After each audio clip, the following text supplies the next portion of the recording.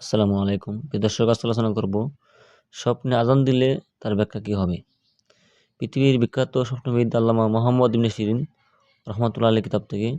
এবং আজানটা যদি সে বুঝতে না পারে যে কোন ভাষায় সে আজান দিয়েছে, তাহলে তার ব্যাখ্যা কি হবে। স্বপ্নটা হলো, এক ব্যক্তি স্বপ্নে দেখলো সে এমন ভাষায় আজান দিচ্ছে যে ভাষা সে জানে না বা যে ভাষার অর্থ সে বুঝে না।